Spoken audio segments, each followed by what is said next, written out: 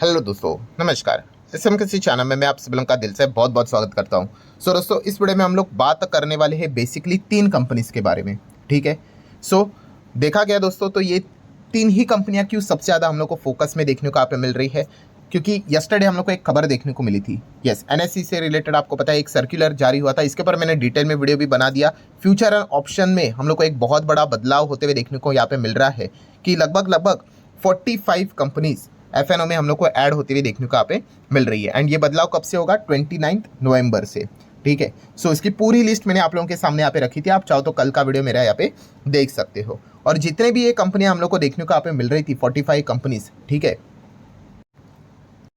एक सेकंड में PDF open ही कर लेता हूँ। ये देखो, ये वो 45 कंपनीज है। ठीक है, ये देखो पूरा आप देख सकते हो यहाँ पे totally 45 alphabetically A to Z यहाँ पे नाम लिखा हुआ है। ये कंपनी क्या हो चुकी है, अभी हम लोग को 29 तारीख से फ्यूचर एंड ऑप्शन में डेरिवेटिव मार्केट में आप लोगों को ट्रेड करते हुए देखने को यहाँ पे मिल जाएगी। और जैसे कि मैंने आप लोगों को बताया था कि अगर कोई भी कंपनी एफएनओ में अगर आ जाती है, भविष्य में निफ्टी 50 में क्या हो सकता है, निफ्टी 50 का वो पार्ट बन सकता है। ठीक है, जो कंपनी एफएनओ में है ही नहीं वो निफ्टी 50 का पार्ट कभी बन ही नहीं सकता, बिकॉज जितने भी क्राइटेरिया है, मोटा मोटी 6 क्राइटेरिया होते हैं निफ्टी 50 में बनने के लिए, उसमें से वन ऑफ द क्राइटेरिया यही रहता है कि वो एफएनओ का पार्ट होना चाहिए।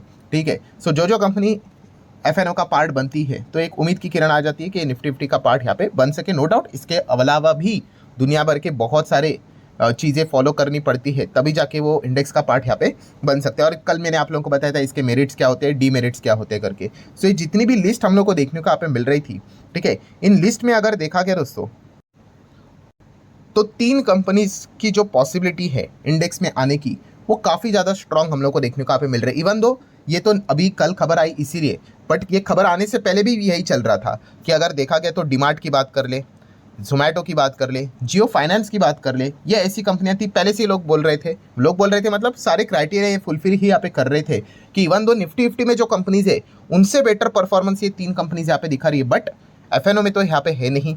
तो इसी चीज़ के चलते वहाँ पे हम लोग को इंक्लूजन फिलहाल तो देखने को यहाँ पे नहीं मिल रहा है करके। ये तीनों कंपनी अभी हम लोग को एफएनओ का पार्ट बनते हुए देखने को यहाँ पे मिल चुकी है। एंड आज के दिन भी अगर हम यहाँ पे कहें एक दबा दबा सा जो बाजार था उसमें भी ठीक ठाक परफॉर्मेंस इन कंपनीज ने दिखा है। उसके पीछे का वन ऑफ द रीजन यही बोला यहाँ पे जा चुका है। मतलब आज के पीछे की जो तेजी थी वो एक ट्रेडिंग बेसिस के हिसाब से थी। आप सभी लोगों को पता है इनके बिजनेसेस में तो कोई एज सच हम लोग को फर्क पड़ते हुए देखने को यहाँ पे नहीं मिला है। ऑब्वियसली जैसे कि मैंने आप लोगों को कहा इसके एडवांटेजेस भी होते हैं और कुछ डिसएडवांटेजेस भी होते हैं। आप चाहो तो मेरा कल का वीडियो रेफर करोगे तो आपको पूरा चीज़ें समझ में यहाँ पे आ जाएगा। अभी हम लोग यहाँ पे क्या करने वाले दोस्तों कि जैसे कि कल भी मैंने वीडियो बनाया था, आज के भी अगर हम बात करें पुराने वीडियोस के ऊपर कमेंट्स यहाँ पे आते रहते हैं, तो same mistakes again and again लोग रिपीट यहाँ पे करते ही रहते हैं कि जैसे ही लिस्ट यहाँ पे सामने आ गई तो यही पूछा जाता है कि सर इसमें से अच्छा स्टॉक बता दो, अच्छा बता दो। अरे भाई ऐसा नहीं करना होता, मैंने काफ़ी बार आपको सिखाया है। इस प्रकार की खबरें चलती रहती है, रीबैलेंसिंग जैसी चीज़ें साल में 2 बार होती रहती है। निफ्टी 50 मतलब एफएनओ में इंक्लूजन एक्सक्लूजन ये भी चलता रहता है। ठीक है, आप वही गलती बार बार यहाँ पे कर रहे हो कि अगर आपको कोई भी शेयर खरीदना है तो भाई बिजनेस देखकर ही खरीदना होता है। बाकी दुनिया भर की चीज़ें, कोई भी चीज़ें देखकर अगर आप अपना डिसीजन लोगे तो आगे जाके आपको तकलीफें यहाँ पे हो सकती है। ऑब्वियसली अभी हम लोग क्या करेंगे, इन तीनों कंपनीज को बिजनेस वाइज जरूर स्टडी करने की कोशिश करेंगे। एंड जब आप बिजनेस वाइज स्टडी करते हो तो आपको मेरिट्स भी मिलते हैं, डीमेरिट्स भी मिलते हैं, मतलब एडवांटेजेस भी देखने को मिल जाते हैं, डिसएडवांटेजेस भी देखने को मिल जाते हैं। ठीक है, इस कॉन्टेक्स्ट में हम इन तीनों चीज़ों को स्टडी करने की कोशिश करेंगे तो आपको ये वीडियो थोड़ा बहुत मददगार साबित यहाँ पे हो सकता है। तो चलो स्टार्ट करते हैं। सबसे पहले अगर हम लोग बात करें जोमैटो, ठीक है, अभी जोमैटो आज के दिन कितना 4-4.25% यहाँ पे भागा है। मैक्वेरी की बात करें तो भाई उन्होंने तो बोल दिया कि 50% गिर सकता है करके। ऐसे अलग अलग रिपोर्ट्स हम लोग को देखने को यहाँ पे मिलते रहते हैं। कुछ लोगों की तो रिपोर्ट रहती है कि 300-350 तक भी जाएगा, उसको भी मैं ऑलरेडी कवर यहाँ पे कर चुका। तो ये हमेशा फाइटिंग यहाँ पे चलती रहती है। ठीक है, ये पूरा खेल रहता है कि कंपनी ओरिजिनली अपने नंबर्स कैसे दिखाएगी। अगर अच्छे नंबर आए तो गेम ओवर, फिर कितना भी आप बोल दो गिरेगा, ऐसा वैसा होगा, कोई ज़्यादा फर्क पड़ता है नहीं। हाँ, अगर नंबर खराब आ गए तो फिर वो दिक्कतें यहाँ पे यूजुअली हो जाती है। एनीवेज, जोमैटो की अगर हम लोग बात करें, जैसे मैंने कहा बिजनेस लेवल पे क्या ही समझाना, बहुत ही सिंपल सा बिजनेस है इनका। 2 ही पिलर्स मेजरली बिजनेस के देखने को मिल जाते हैं। एक है फूड डिलीवरी वाला बिजनेस एंड दूसरा कौन सा है, क्विक कॉमर्स वाला बिजनेस, जो कि ब्लिंकिट के अंदर आ जाता है। जोमैटो को अगर आप स्टडी करने यहाँ पे जाओगे तो आपको पता है अभी स्विगी भी मार्केट में यहाँ पे आते हुए देखने को मिल चुका है। वैसे तो अनलिस्टेड स्पेस में था ही, तो बिजनेस में तो कंपटीशन वैसे भी चल रहा था, बट शेयर्स के हिसाब से अगर बात करें तो ये भी कंपनी अभी बाजार में अवेलेबल है। सो जैसे मैंने आप लोगों को ये हमेशा सिखाया है कि एडवांटेजेस एंड डिसएडवांटेजेस बिजनेस के हिसाब से आपकी थिंकिंग यहाँ पे होनी चाहिए। जैसे कि अगर मैं बात करूँ एडवांटेज के हिसाब से कि जोमेटो के पास क्या एडवांटेज है कि फूड डिलीवरी में देखा गया तो जोमेटो के पास ज़्यादा मार्केट शेयर है, ठीक है। वैसे तो डियोपॉली है, जोमेटो एंड स्विगी देखने को मिल जाते हैं, वो ONDC ऐसे तो कितने उबर ईट्स जैसी कितनी सारी कंपनियां देखने को मिल जाती है।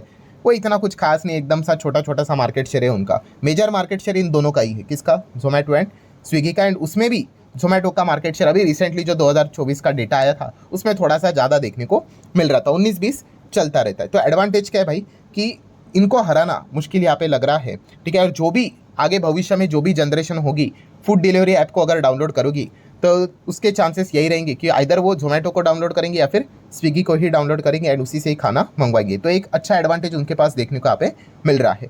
देन एडवांटेज की अगर बात करें तो क्विक कॉमर्स, यस, एक फ्यूचर ओरिएंटेड बिजनेस में ये कंपनी काम कर रही है, ठीक है। एंड ये फ्यूचर ओरिएंटेड बिजनेस में सबसे बड़ा पिलर क्या होता है, मतलब एडवांटेज क्या होता है कि बहुत अच्छा खासा फास्ट रेवेन्यू बनता है, कि मार्केट आप जोरों शोरों से कैप्चर यहाँ पे कर सकते हो एंड आपकी अर्निंग भी बढ़ती है। जितने भी आपको यूनिकॉर्न्स देखने को मिल जाते हैं वो फ्यूचर ओरिएंटेड बिजनेस वाली ही होती है, ठीक है। तो एक एडवांटेज हम लोग को अच्छा खासा देखने को यहाँ पे मिल जाता है। बाकी डेप फ्री वी फ्री वो तो सारी चीज़ें चलती रहती है, ठीक है। तो ये मेजर 2 एडवांटेजेस देखने को मिल जाते हैं।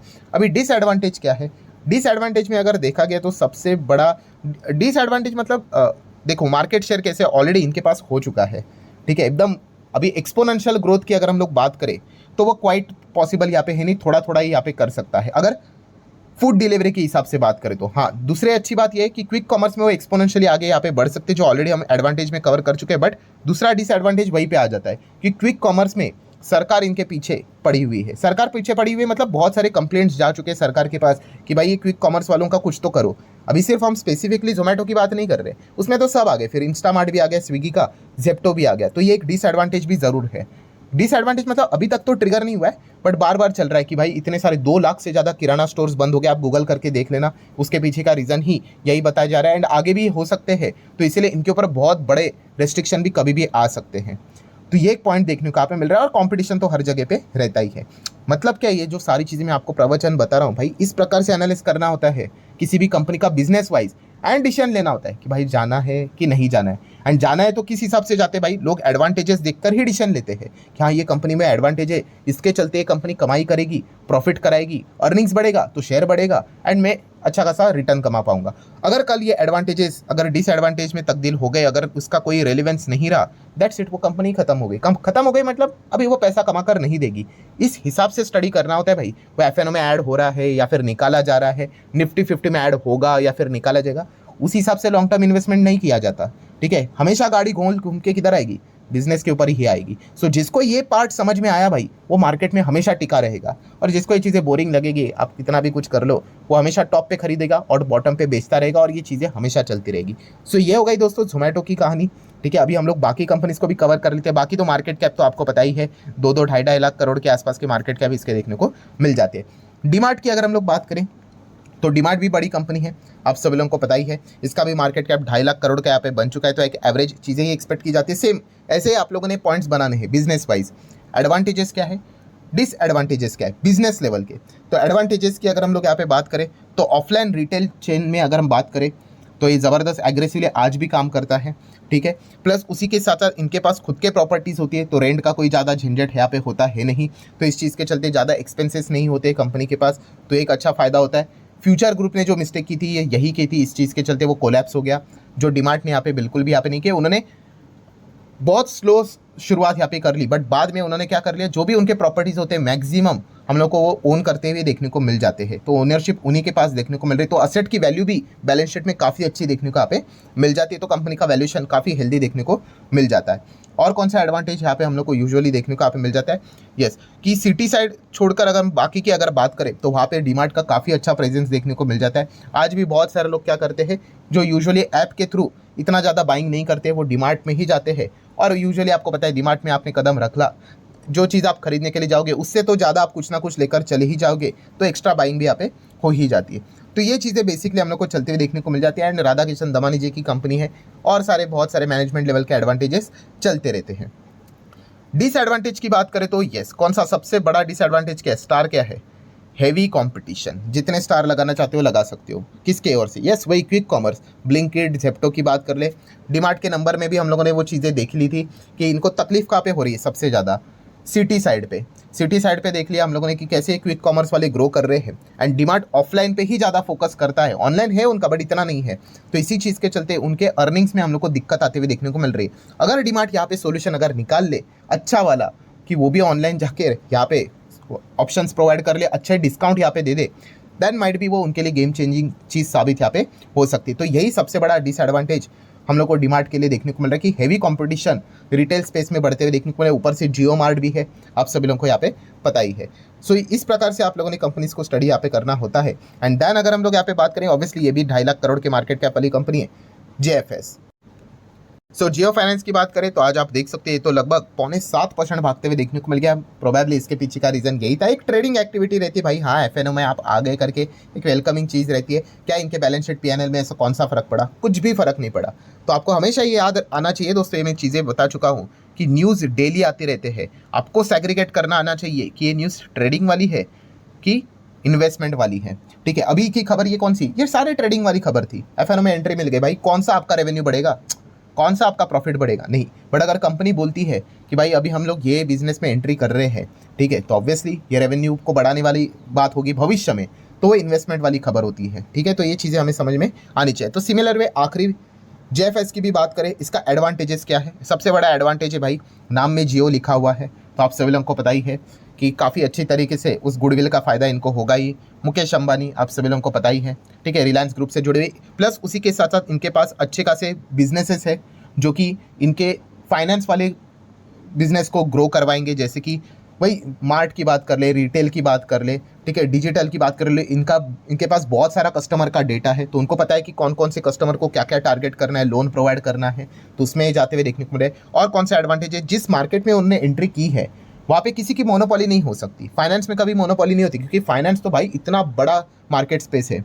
जैसे कि खुद बड़े बड़े मैनेजमेंट ने ये बात बोली थी कि हमारे देश में 10 HDFC बैंक, 10 बजाज फाइनेंस भी होंगे तो भी कम पड़ेगा, इतना बड़ा मार्केट स्पेस है ये। ठीक है, तो वो एक एडवांटेज हम लोग को ज़रूर देखने को मिल जाता है कि अच्छा खासा वो ग्रो यहाँ पे कर सकते हैं करके। ठीक है, एंड और भी बहुत सारे छोटे मोटे एडवांटेजेस होते हैं।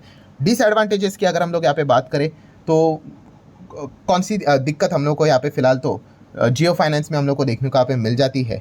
तो सबसे बड़ा प्रॉब्लम की अगर हम लोग बात करें तो आप सभी लोगों को पता ही है, यस, कि आप फाइनेंस में एंट्री करोगे तो आपको बहुत ही स्ट्रिक्ट RBI के रूल्स गाइडलाइंस को फॉलो करने पड़ते हैं। ठीक है, कभी एक चुटकी बज गई भाई RBI की तो वो पूरा धाराशाही करवा सकता है। हमने देखा है कितने सारे फाइनेंस कंपनी 10%, 15%, 20% गिरते हुए देखने को यहाँ पे मिल जाते हैं। बट यस, वो जो एडवांटेज वाला पॉइंट है कौन सा, मुकेश अंबानी, वही तो एक सबसे बड़ा एडवांटेज है, आप सभी लोगों को पता है। आई होप आपको समझ में यहाँ पे आया होगा।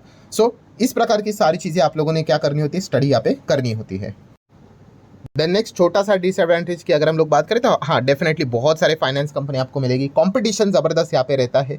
ठीक है, मार्केट शेयर आप जरूर गेन कर सकते हो, कोई दिक्कत की बात नहीं, बट यस, बहुत सारे आप लोगों को प्लेयर मिल जाएंगे, फाइनेंस लोन देने वाले इतने सारी भीड़ होती है कि मतलब क्या ही बताए। तो उसके बीच में आप लोगों को आगे इमर्जिंग यहाँ पे एज अ कंपनी यहाँ पे आगे बढ़ना होता है, तो एक वो चैलेंजिंग पार्ट यहाँ पे होता है। ठीक है, एंड जैसे कि हम लोगों को पता है ये 2 लाख करोड़ का मार्केट कैप वाली कंपनी है, ऑलरेडी इसका वैल्यूएशन हम लोग को हायर लेवल पे देखने को मिल जाता है, बिकॉज मान के चल रहे शेयर होल्डर्स कि भविष्य में ये अच्छा करेगा, रेवेन्यू बढ़ेगा, प्रॉफिट बढ़ेगा, अर्निंग बढ़ेगा, तो ऑटोमेटिकली ये वैल्यूएशन जस्टिफाई हो जाएगा करके। So whole conclusion is what दोस्तों, सिखाने का मकसद क्या था, जैसे मैंने आपको हमेशा बताया, यस, बिजनेस लेवल देखकर डिसीजन लेने होते हैं। ठीक है, ऐसा नहीं कि कोई भी खबर आ गई तो वहाँ पे चले जाओ या फिर वहाँ से निकलो करके। ऐसे तो डेली खबर आते रहेंगी, आज आई है, कल भी आएगी, परसों भी आएगी। तो खबर के हिसाब से अगर आप इन्वेस्टमेंट के डिसीजन लेना स्टार्ट करोगे तो बैंड बच जाएगी। हाँ, खबर किस कॉन्टेक्स्ट में वो देखना है, ट्रेडिंग वाली है कि इन्वेस्टिंग वाली है।